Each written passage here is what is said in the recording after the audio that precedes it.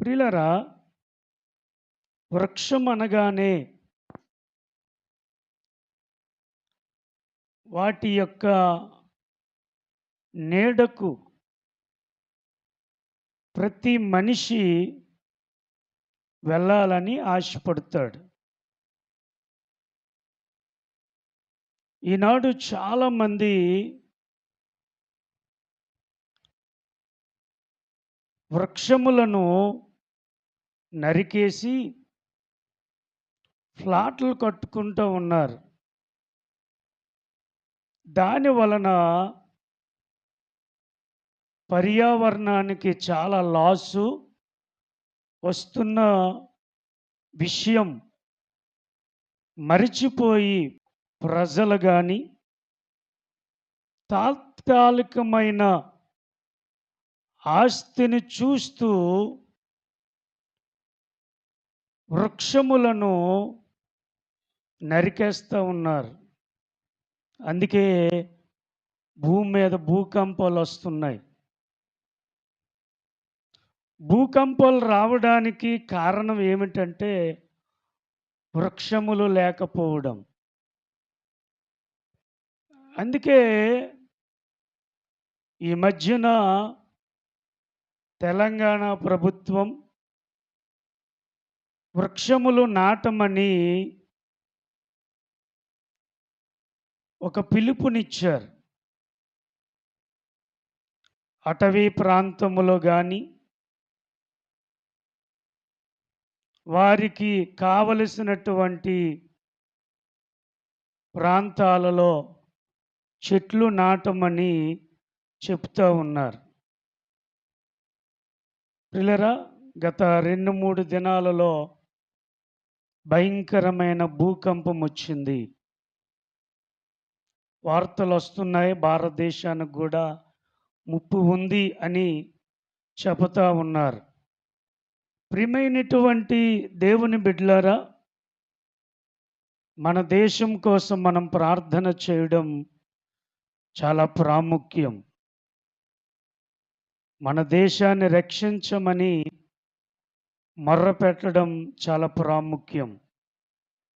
ప్రియమైనటువంటి దేవుని బిడ్డలారా, కాబట్టి చెట్టు నీడకు ప్రతి మనిషి సేద తీర్చుకోవాలని, అలసట తీర్చుకోవాలని ఆశపడతాడు. ఆ చెట్టు ఆ వ్యక్తికి ఎండ తగలకుండా ఆ చెట్టు అడ్డుపడతా ఉంటుంది. ఆ చెట్టును ఆశ్రయించిన ఆ మనిషికి ఆ చెట్టు నీడనివ్వడానికి ఇష్టపడుతుంది. ఆ చెట్టు ఆ సూర్యరశ్మి ఎండ తాకడానికి తన్ను తాను అప్పగించుకుంటుంది. కాబట్టి చెట్టులో ఎంత త్యాగం ఉందో ఆలోచన చేయాలి.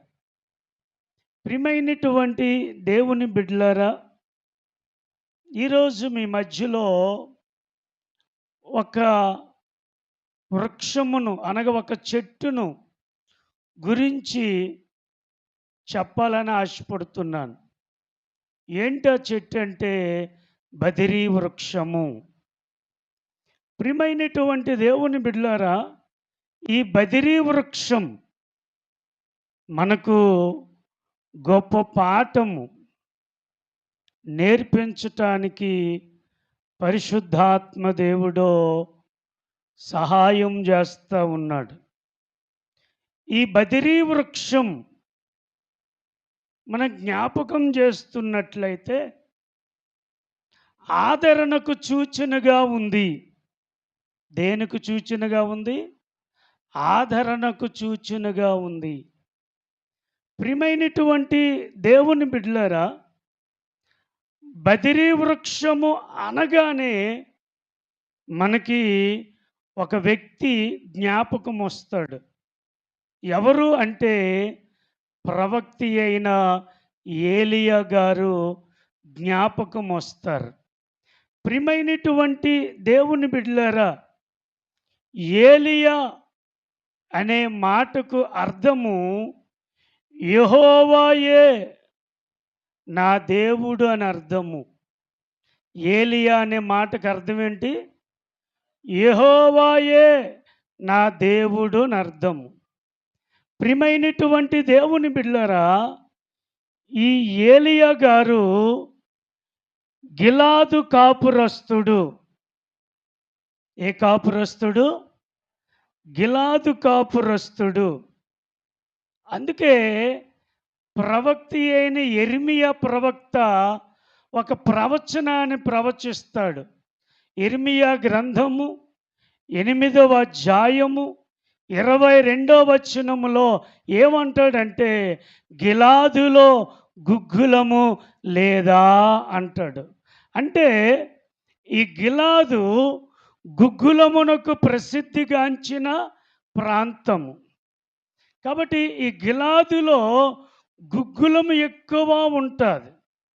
ప్రియమైనటువంటి దేవుని బిడ్డలారా, గుగ్గులము ఎందుకు వాడతారు, దేనికి వాడతారు? చాలామందికి తెలుసు. ఎందుకు వాడతారు చెప్పండి? ఒక స్త్రీ డెలివరీ అయిన తర్వాత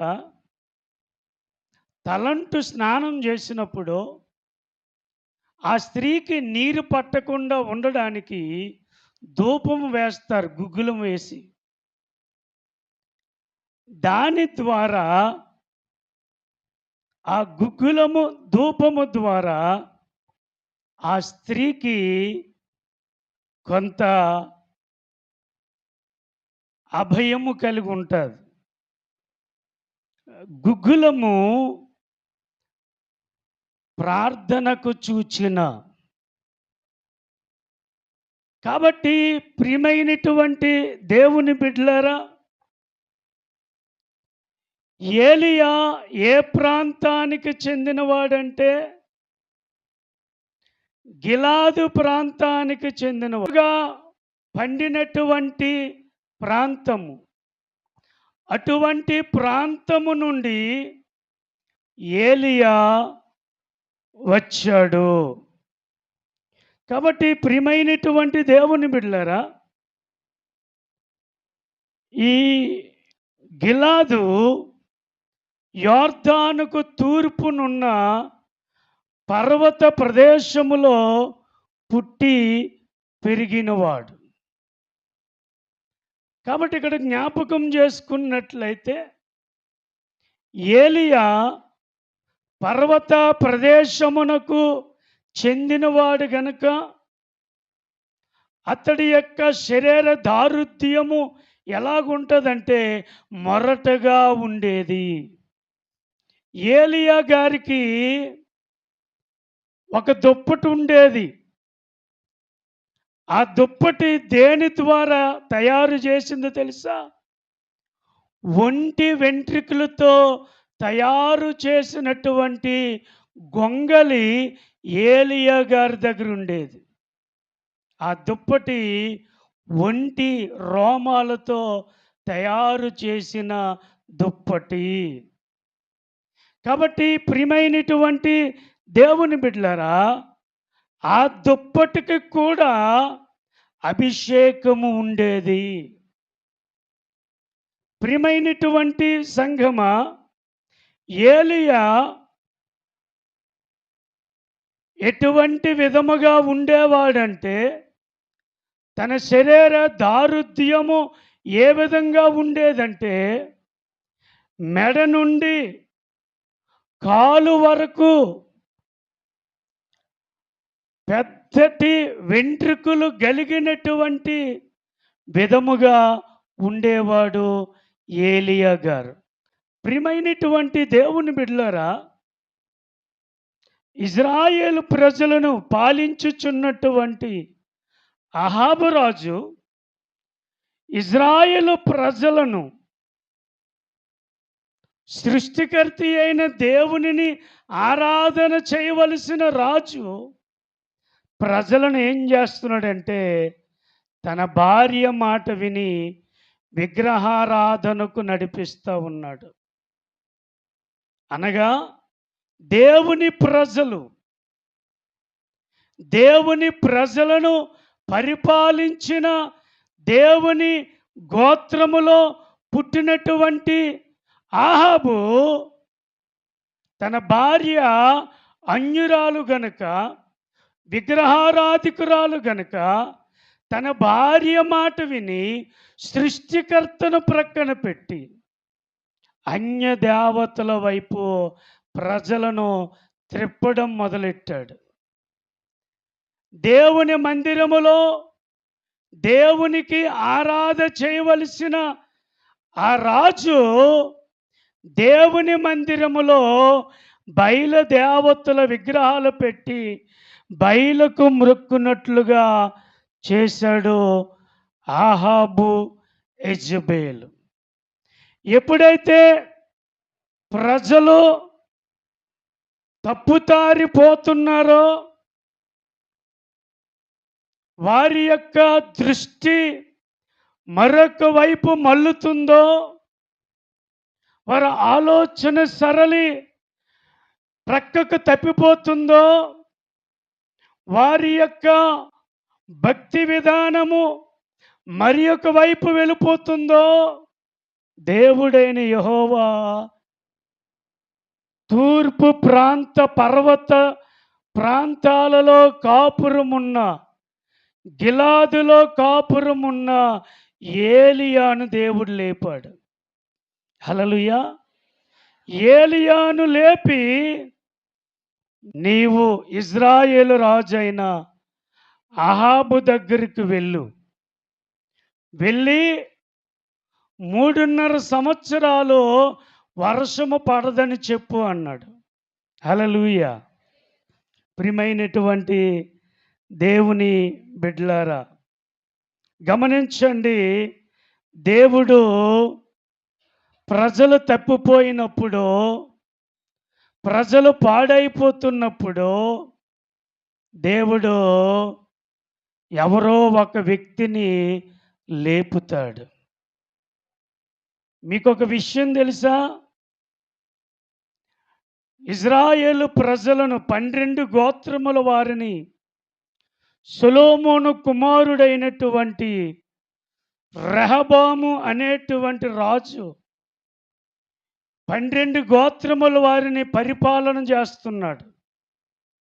అయితే తన పరిపాలన ఎలాగుందంటే తన తండ్రిలాగా లేదు. తన తండ్రిలాగా లేకుండా ప్రజలను కఠినమైన బాధలు పెడతా ఉన్నాడు. అటువంటి సందర్భాలలో అతనికి వ్యతిరేకంగా దేవుడు ఒక వ్యక్తిని లేపాడు. ఎవడు అంటే రెండవ యెరోబోముని. అతడు ఉత్తర రాజ్యమునకు చెందినటువంటి వాడు. అనగా ఇజ్రాయేలు 10 గోత్రాలకు చెందినవాడు. మరి రెహబాము ఎవడు అంటే యూదా రాజ్యానికి చెందినవాడు. యూదా రాజ్యానికి చెందినవాడ అయినప్పటికీ తన తండ్రిని బట్టి, తన తాతను బట్టి ఇతగాడికి కూడా దేవుడు ప్రజలను పరిపాలించటానికి అవకాశం ఇచ్చాడు. అయితే రాజరికాన్ని చూచుకొని బలుపుగా కుదుర్చుకొని, బలుపనుకొని తనకు నచ్చినట్టుగా చేసినప్పుడు తనకు ప్రక్కగా ఉన్నటువంటి రెండవ యెరోబోమును ఎముకగా, ముళ్ళుగా, సూదిగా, బాణముగా పెట్టి వాడికి వ్యతిరేకంగా లేపాడు. ప్రియులారా, దేవుని దగ్గర సరిగా లేకపోతే, దేవుని యందు క్రమమైన జీవితం లేకపోతే, నీవు ఏదైతే లాభం అనుకుంటావో, నువ్వు దేనినైతే నువ్వు చక్కగా ప్రేమిస్తావో, దేవుడు ఏం చేస్తాడు తెలుసా? నీకు వ్యతిరేకంగా నీవు ప్రేమించిన దానిని వ్యతిరేకంగా లేపి నీకు బుద్ధి కలిగించి చేయటానికి అట్లా చేస్తాడు. అప్పుడు దేవుడు నీకు దూరం అయిపోతాడు. ఎందుకని? దేవునిని ప్రక్కన పెట్టి, దేవుని ఆజ్ఞను ప్రక్కన పెట్టి, దేవుని చిత్తాన్ని ప్రక్కన పెట్టి, దేవుని ప్రణాళికను ప్రక్కన పెట్టి, నీ కళ్ళకు నచ్చినట్లుగా నీవు జీవిస్తే దేవుడు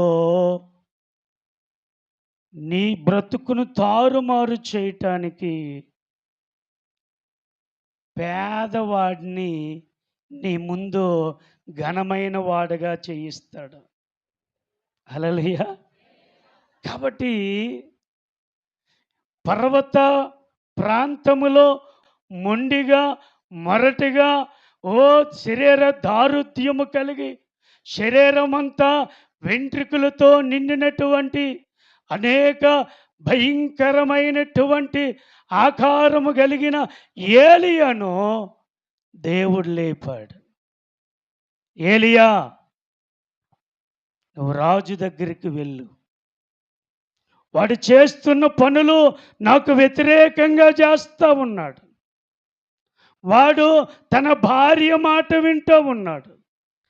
ఏలియా వెంటనే లేచి, అహాబు ఎవడో ఏలియాకి తెలియదు, అహాబు యొక్క ప్రాంతం ఎక్కడుంటుందో ఏలియాకు తెలియదు, కానీ దేవుడు ఏలియాను బలపరిచి అహాబు రాజు ఇంటికి పంపించాడు. 17వ అధ్యాయము 1వ వచనము చదివి మీరు ఇంటికెళ్ళి చదవండి.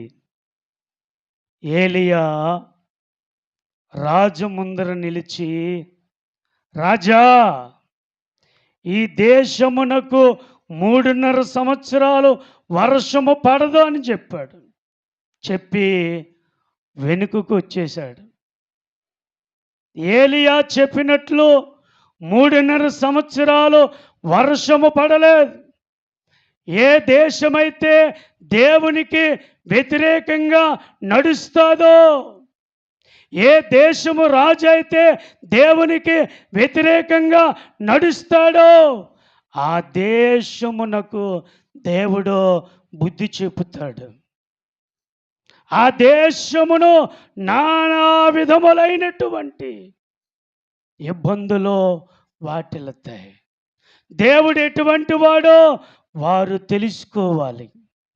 కాబట్టి ప్రియమైనటువంటి దేవుని బిడ్డలారా, ఏలియా వర్షము పడదని చెప్తే వర్షమును దేవుడు ఆపేశాడు.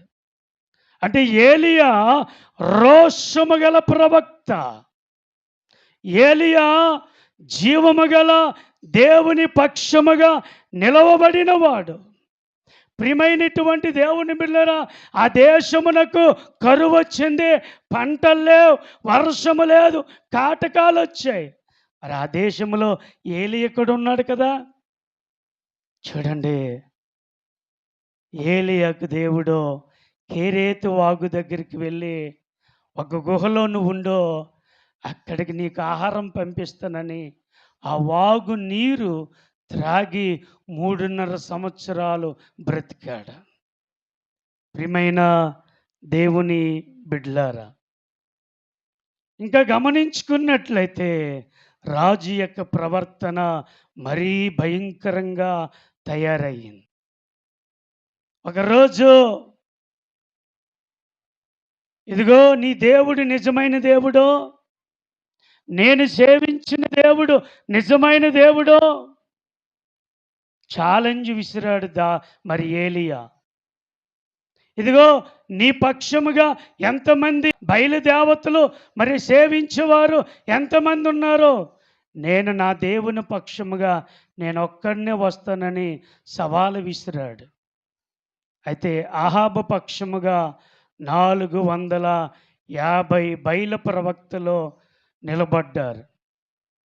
దేవుని పక్షముగా, సృష్టికర్త పక్షముగా, జీవము గల దేవుని పక్షముగా ఒక్కడే నిలబడ్డాడు. అయితే ప్రియులరా, మొదటి అవకాశం ఏలి ఇచ్చాడు, మనందరికీ తెలుసు. సాయంకాల నైవేద్య సమయంలో ఏలియా తీసుకున్నాడు. ఏలియా వంతొచ్చింది. బలిపీఠం ఎలా కట్టాడో మనకు తెలుసు. ఏ పని చేసినా క్రమం ఉండాలి దేవుని పిల్లలకి. దేవుని పిల్లలు ఏ పని చేసినా దేవుడు మొట్టమొదట చూసేది క్రమం, విధేయత, విశ్వాసము, నిరీక్షణ చూస్తాడు. నేను దేవుని బిడ్డల్లే నేను నచ్చినట్టుగా చేసేస్తానంటే అది జరగదు. అక్కడికి దేవుడు రాడు. దేవుడు నువ్వు చేసే పనులలో దేవుడు ఉండాలి, దేవుని కార్యాలు జరగాలంటే అది దేవుని చిత్తానుసారంగా మార్చబడాలి. ఏలియా తన వంతొచ్చినప్పుడు గాత తీశాడు, కందకం తీశాడు, దానిలో ఉన్న రాళ్ళు పిక్కలల్లో ఏరాడు, దానిని నీటితో నింపాడు, దాని మీద కట్టెలు క్రమముగా పేర్చాడు, దాని మీద ప్రియులరా మరి వదకు తెచ్చినటువంటి మాంసమును మరి ఒలిచి ఉంచాడు, దాని మీద మరి నీరు పోయమన్నాడు, నీరు పోశాడు. అప్పుడు చేతులెత్తి ఏలియా గారు ప్రార్థన చేశారు. వెంటనే ఆకాశము నుండి అగ్ని వచ్చి దానిని భక్షించింది, దహించింది. అప్పుడు ఏలియే దేవుడే నిజమైన దేవుడని అందరూ పలికారు. హల్లెలూయా. అప్పుడు ఏలియా ఏం చేశాడంటే 450 మంది బయలు ప్రవక్తలను బయటికి పోకుండా తలలు నరికేశాడు. ఆ వార్త ఆహాబుకు వినబడింది, ఆ వార్త యెజబేలుకు వినబడింది. వినబడితే దేవుని బిడ్డలారా 19వ అధ్యాయంకి వచ్చేసరికి యెజబేలు ఒక ప్రకటన విడుదల చేసింది. ఏంటో తెలుసా?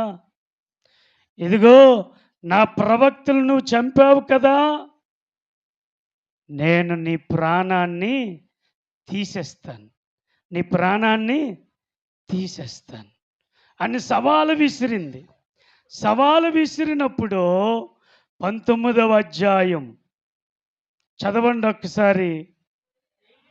ఏలియా చేసినదంతయును అతడు ఖడ్గము చేత ప్రవక్తలందరినీ చంపించిన సంగతియును ఆహాబు యెజబేలునకు తెలియజెప్పగా, యెజబేలు ఒక దూత చేత ఏలియాకు ఈ వర్తమానము పంపించెను.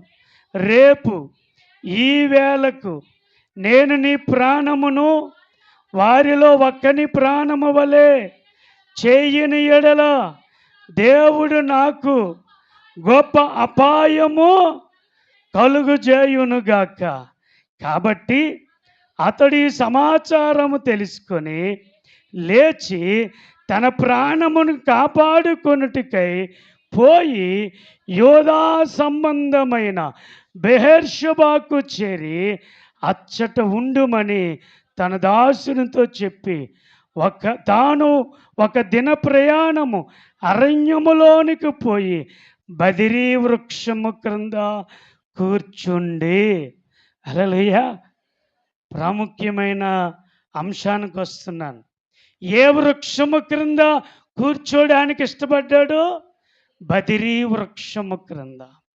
ఒకప్పుడు రోషము కలిగిన వాడు, ఒకప్పుడు మొగమాటము లేనివాడు, ఒకప్పుడు ధైర్యము కలిగిన వాడు, 450 బయలు ప్రవక్తలను చంపినవాడు, ఒక ఆడదాని ప్రకటన విని గజగజ గజగజ వణికిపోతా ఉన్నాడు. మగాడి ప్రకటన విని కాదు. ఎవరి ప్రకటన? ఒక ఆడదాయి ప్రకటన. ఆ ఆడావిడి అనగా ఆ రాణి ఏం ప్రకటన చేసింది? నీవు నా ప్రవక్తలను చంపావే, వారి ప్రాణముల వలె నీ ప్రాణము నేను తీయకపోతే నా దేవుని మీద ఒట్టు అని ఆ సమాచారం ఏలియా విన్నాడు. ఏలియా విని ఆ బదిరీ వృక్షము క్రిందకి వెళ్ళి ఆ బదిరీ వృక్షము క్రింద ప్రియులారా మరణాపేక్ష కలిగిన వాడే ఒక చిన్న ప్రార్థన చేస్తున్నాడు. ఏంటి ఆ ప్రార్థన అంటే, నా పితరుల కంటే నేను గొప్పవాడును కాను, నా ముందున్న వారిని కంటే నేను బలవంతుడును గాను, నా పితరులు ఎలాగ చనిపోయారో నేను వారికన్నా శ్రేష్ఠుడును ఉన్నతుడును కాను. కాబట్టి అయ్యా, ఆమె చేతి క్రింద చచ్చే బదులు నీవు నన్ను తీసుకో. ప్రియమైన దేవుని బిడ్డలారా, ఇటువంటి మాటలు ఎప్పుడు వస్తాయి తెలుసా? జీవితంలో భయము కలిగినప్పుడు ఇటువంటి మాటలు వస్తాయి. ప్రాణం మీద విసుగు పుట్టినప్పుడు ఇటువంటి పదాలు నోటి వెంట వస్తాయి. పిల్లరా, ఎప్పుడు ఇటువంటి మాటలు వస్తాయంటే పిరికితనము కలిగినప్పుడు ఇటువంటి మాటలు వస్తాయి. ప్రియమైనటువంటి దేవుని బిడ్డలారా, ప్రియమైనటువంటి సంఘమా, భయము కలిగినప్పుడు, పిరికితనము కలిగినప్పుడు, ఒంటరిగా ఉన్నప్పుడు, మరణాపేక్ష గలవాడై తన పితరులతో పోల్చుకుంటున్నాడు. అయ్యా, నా పితరుల కన్నా నేను గొప్పవాడును కానయ్యా, నన్ను నువ్వు తీసుకెళ్ళిపో. పుట్టడం ఏంటి ఇష్టము, వెళ్ళిపోవడం ఇతని ఇష్టమేనా? హల్లెలూయా. కొంతమంది బాధలు భరించలేక ఏమంటారంటే, అయ్యా నన్ను తీసుకెళ్ళిపో. సంచిలోని ప్రాణం ఉన్నట్టు, వీళ్ళ మాట ప్రాణం విన్నట్టు చెప్తారు. తీసుకెళ్ళిపో. నువ్వు తీసుకెళ్ళిపోమంటే ఆయన తీసుకెళ్ళడు. నువ్వు ఎంతసేపు తీసుకెళ్ళంటే ఆయన తీసుకెళ్ళడు, ఉంచుతాడు. ఆ బాధ ఎటువంటిదో నువ్వు తెలియాలి, నీకు తెలియాలి. ఎక్కడో నరకం లేదు, నువ్వు బ్రతుకుతుండగానే అనుభవిస్తావు. ఆ ఒంటరితనం, వేదన, రోదన, బాధ, భయము, దిగులు, చింత, ఆవేదన అతని ప్రాణాన్ని ఉక్కిరి బిక్కిరి చేశాయి. అయ్యా, నా ప్రాణం తీసుకో. ప్రియమైన దేవుని బిడ్డలారా, ఈ బదిరీ వృక్షము కింద పేలాపన పేలుతున్నాడు ఏలియా. హల్లెలూయా. ఏం పేలుతున్నాడు? పేలాపన. ఈ రోజుతో నా బతుకు అయిపోయిందయ్యా, ఇంక చేసింది చాలు. కానీ బదిరీ వృక్షం అతనికి ఏమి నేర్పిస్తుందంటే, భయములో ఉన్నటువంటి వ్యక్తికి అభయాన్ని కలిగిస్తుంది. ప్రియమైనటువంటి దేవుని బిడ్డలారా, ఆపదలోనున్న ఏలియాకు ఆదరణ కలిగిస్తుంది.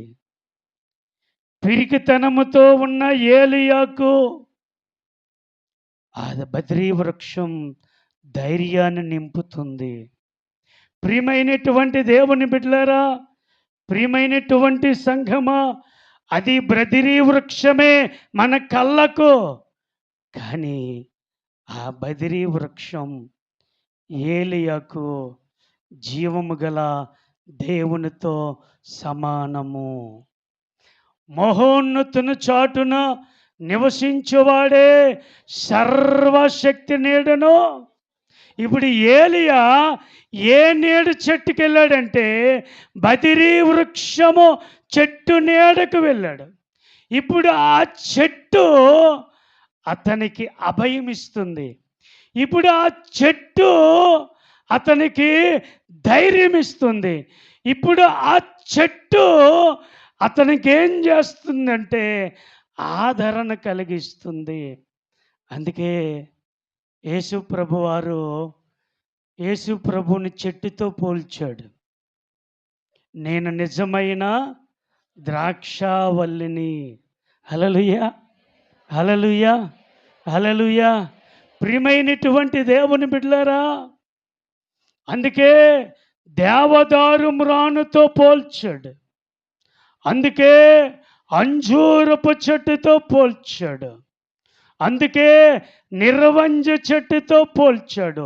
దేవుడిని ప్రభువు చెట్టుకు చూచిన, మానవుడు కూడా చెట్టుకు చూచిన. కాబట్టి ప్రియమైనటువంటి దేవుని బిడ్డలారా, ఈ బదిరీ వృక్షం మనకి ఏ పాఠము నేర్పుతుందంటే, మొట్టమొదట అపాయములో ఉన్న ఏలియాకు, మరణాపేక్షతో భయపడుతున్న ఏలియాకు కావలసిందేంటో తెలుసా? మొట్టమొదట ఆదరణ కావాలి. ఏం కావాలి? ఆదరణ కావాలి. గుండు భయముతో ఉన్నవాడు, వణుకుతో ఉన్నవాడికి, దిగులుతో ఉన్నవాడికి, అభద్రత భావముతో ఉన్నవాడికి, అపజయము పాలైన వాడికి, కన్నీరుతో ఉన్నవాడికి మొదట ఏం కావాలంటే ఆదరణ కావాలి. హల్లెలూయా. ప్రియమైన దేవుని బిడ్డలారా, ప్రియమైనటువంటి సంఘమా, ఇక్కడ జ్ఞాపకం చేసుకున్నట్లయితే బదిరీ వృక్షము దగ్గరికి దేవుడు దూతను పంపించాడు. దూతను పంపించి ఆదరణ చేస్తున్నాడు, తడతా ఉన్నాడు. నీకెందుకు? దేవుడు ఉన్నాడు. నువ్వెందుకు భయపడుతున్నావు? ఆమెను చూచి నువ్వెందుకు దిగులు పడుతున్నావు? ఏలియా, నీ రోషం ఎటు వెళ్ళిపోయింది? నీ పౌరుషం ఎటు వెళ్ళిపోయింది? నీ ధైర్యం ఎటు వెళ్ళిపోయింది? నీ ప్రార్థనా జీవితం ఎటు వెళ్ళిపోయింది?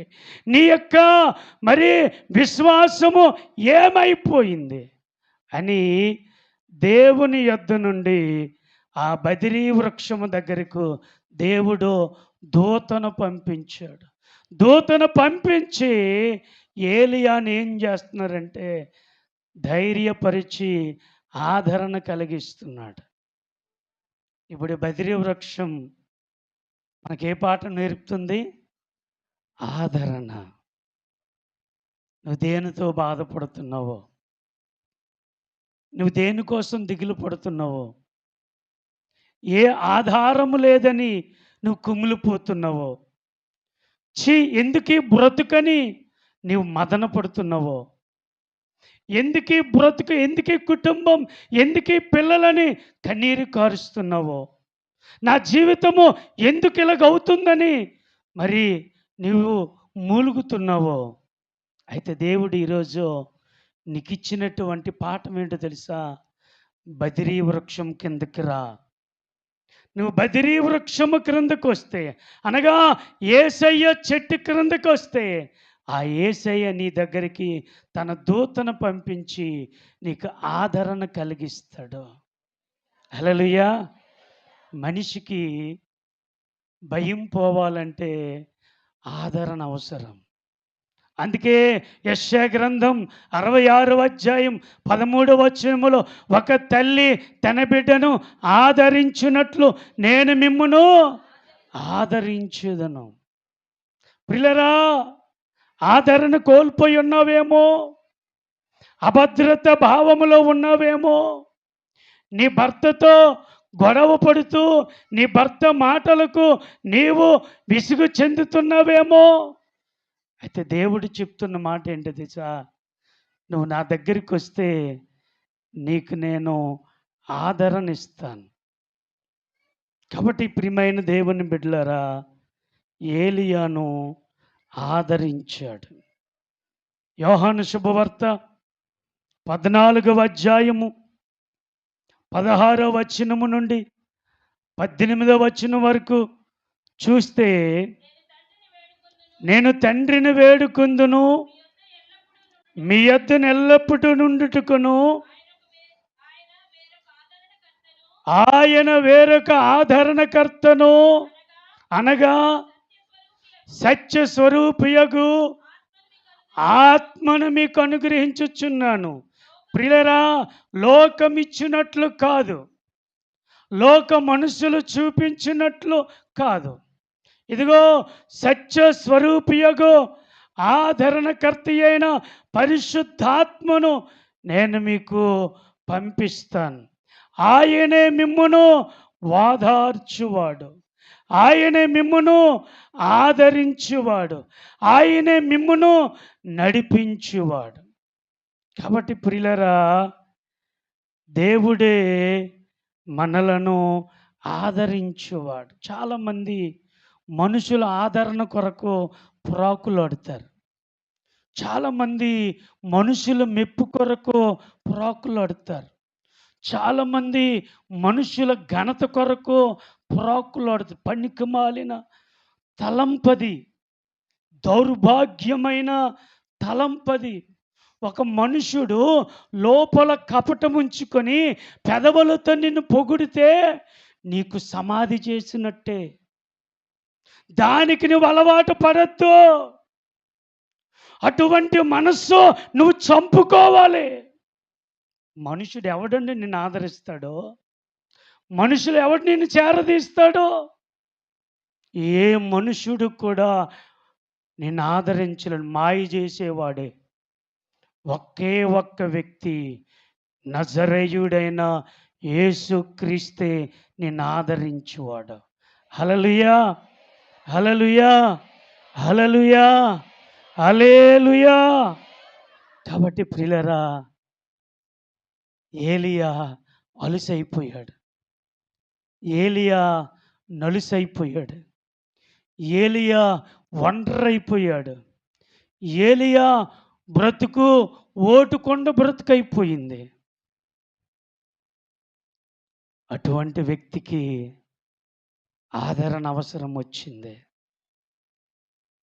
ఏలియా బదిరీ వృక్షము క్రింద మరణాపేక్ష గలవాడై మూలుగుతూ ఉన్నాడు. మూలుగుతున్న వ్యక్తిని దేవుడు ఏం చేశాడంటే ఆదరణ ఇచ్చాడు. రెండవదిగా, అధార్యములో భయములో ఉన్న ఏలియా, ఆ చెట్టు క్రింద ఉన్నటువంటి ఏలియాకు ఏం కలిగిందంటే అభయము కలిగింది. భయములో ఉన్నవాడికి ఏం కలిగింది? భయములో ఉన్నవాడికి ఏం కావాలి? నేనున్నాను రా, పర్వాలేదు అనే ధైర్యము కావాలి. హల్లెలూయా. మనుషులు చూసి మోసపోవద్దు. మనుషుల యొక్క పొగడుతలకు మోసపోవద్దు. మనుషుల యొక్క మాయ మాటలకు మోసపోవద్దు. దేవుని బిడ్డ, నువ్వు బదిరీ వృక్షము క్రింద ఉంటే నీ కొరకు ప్రాణం పెట్టేవాడే నీ దగ్గరికి వచ్చి అభయం ఇవ్వడానికి ఇష్టపడతాడు. ఎబ్రిల్కు రాసిన పత్రిక 13వ అధ్యాయము 5-6 వచనాల్లో, నేను నిన్ను విడువను, ఎడబాయను, నేను నీకు తోడై ఉన్నానన్నాడు. హల్లెలూయా, హల్లెలూయా. ఏలియా, ఏరా నేను కళ్ళు మూసుకున్నాను అనుకున్నావా? నేను మాట్లాడలేను అనుకున్నావా? నేను నిన్ను పిలిచానే, నేను నిన్ను ఎన్నుకున్నానే, నేను నిన్ను నడిపించానే, నీకు నేను మాట ఇచ్చానే, నేను తప్పిపోయిన వాడిని అనుకున్నావా అని ఏలియాకు అభయం ఇచ్చాడు. ఏలియాకు అభయం ఇచ్చాడు. ప్రియమైన దేవుని బిడ్డలారా, భయములో ఉన్న ఏలియాను అభయం అనుగ్రహించాడు. కానీ బదిరీ వృక్షం మనకి ఏ పాఠం నేర్పుతుందంటే, భయములో ఉన్న వ్యక్తికి దేవుడు అభయం ఇస్తాడు. హల్లెలూయా! హల్లెలూయా! ప్రియమైన దేవుని బిడ్డలారా, దేవుడు ప్రతి ఒక్కరికి అభయము అనుగ్రహిస్తాడు. కాబట్టి ఆయన నిన్ను విడవడు. మనుషులు నిన్ను విడవచ్చు. నీ భర్త కొన్నిసార్లు నిన్ను విడవచ్చు. నీ భార్య నిన్ను విడవచ్చు. నీ కన్న పిల్లలు నిన్ను విడవచ్చు. నీ తోబుట్టువారు నిన్ను విడవచ్చు. ఆస్తుల దగ్గర, అంతస్తుల దగ్గర నిన్ను విభేదించవచ్చు. కానీ ఈయన నీ దగ్గర నుండి ఏది ఆశపడడు.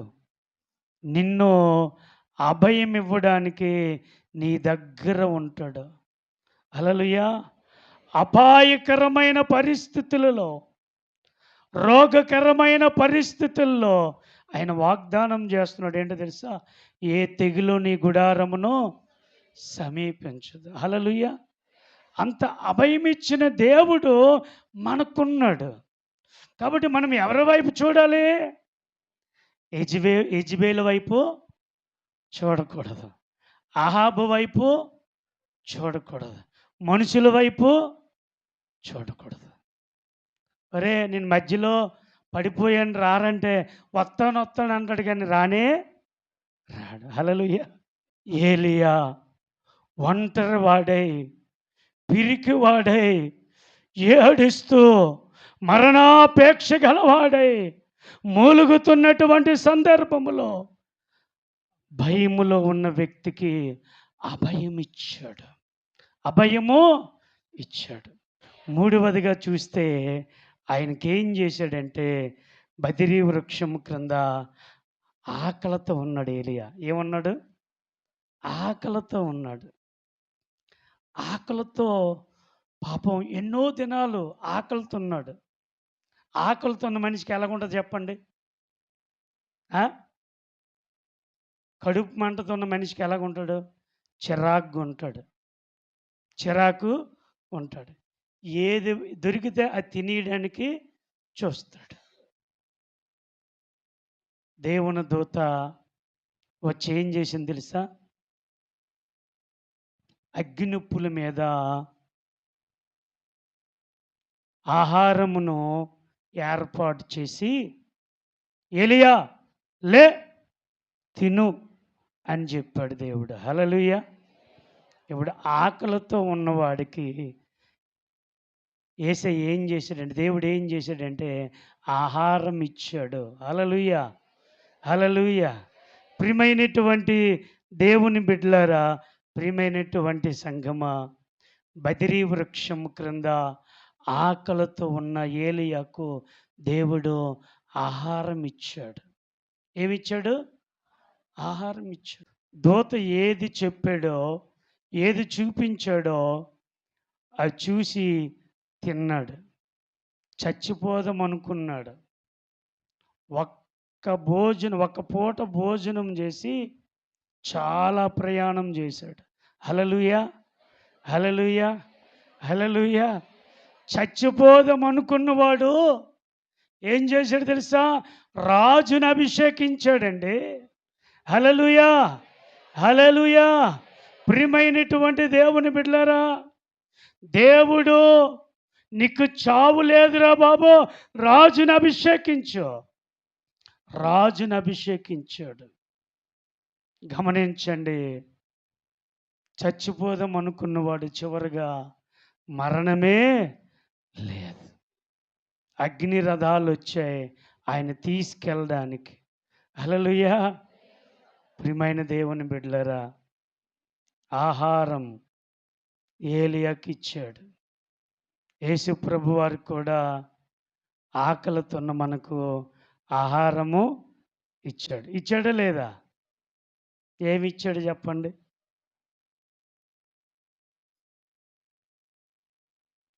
మన్నా ఇచ్చాడా?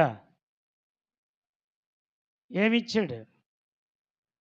యోహాను శుభవార్త 6వ అధ్యాయం 31 నుండి 54 వచనాలు చూస్తే ఆయన శరీరం మనకు ఆహారముగా ఇచ్చాడు. ఆయన రక్తం మనకు పానీయముగా ఇచ్చాడు. కాబట్టి నేను వచ్చే వరకు మీరు దీనిని చేయడని చెప్పారు. కాబట్టి జీవాహారము నేనే. ఆత్మికమైన ఎదుగుదల క్రైస్తవునికి లేకపోతే చాలా ప్రమాదం. దేవుని వాక్యాన్ని ప్రతి క్షణం ప్రతి దినము చదువుతూ రుచి చూస్తూ ఉండాలి. అందుకన్నాడు, యెహోవా ఉత్తముడని రుచి చూచే తెలుసుకొనుడి. వాక్యం చదవాలండి. మరణాపేక్ష కలిగిన ఏలియా ఆహారాన్ని ఇచ్చాడు, నడిపించాడు. చచ్చిపోదామనుకున్న ఏలియా చావకుండా ఆరోహణమైపోయాడు. హల్లెలూయా! ఎంత గొప్ప భక్తిపరుడైన, ఎంత గొప్ప ప్రవక్త. ఆలోచన చేయి. నీవు నేను ఏలియా వలె రోషము కలిగి బ్రతుకుదుముగాక. హల్లెలూయా! కాబట్టి ప్రియులరా, బదిరీ వృక్షం మనకు నేర్పుతున్న పాఠం ఆదరణ, అభయం, ఆహారము, ప్రియులరా జీవము. నా యందు విశ్వాసం ఉంచువాడు చనిపోయిన మరల బ్రతుకును, బ్రతికి ఎన్నటికి మరి చనిపోడు, జీవంలోనికి నడిపిస్తాడు. ఏలియా మరణము లేకుండా అగ్ని రథములతో కొనుపోబడ్డాడు. ఒకరోజు భౌతిక సంబంధమైన మరణము మనకుంది, కానీ ఆధ్యాత్మిక సంబంధమైన మరణము మనకు ఉండకూడదు. అది మనల్ని ఏలుబడి చేయకూడదు. నిత్య రాజ్యములోనికి మనం వెళ్ళాలి. ఆ వెళ్ళాలంటే నీ ఆత్మీయత జీవితం ఎలాగుందో ఆలోచన చేయండి. ఒక్కసారి ఆలోచన చేయండి. ఏం పాఠం నేర్చుకుంటున్నావు? ఎలా నేర్చుకుంటున్నావు? ఏ విధంగా మన ఆత్మీయత ఉందో ఒక్కసారి ఆలోచన చేయి. ప్రియమైన దేవుని బిడ్డలారా, ఆయన పాఠాలు నేర్చుకొని మన పిల్లలకు నేర్పించాలి. ఆయన పాఠాలు నేర్చుకొని తెలియని వారికి రుచి చూపించే వారిగా మనము ఉండాలి. కాబట్టి బదిరీ వృక్షం అంత చక్కటి పాఠము మనకు నేర్పుతుంది. అట్టి కృప దేవుడు మనకు దయచేయునుగాక. ఆమేన్.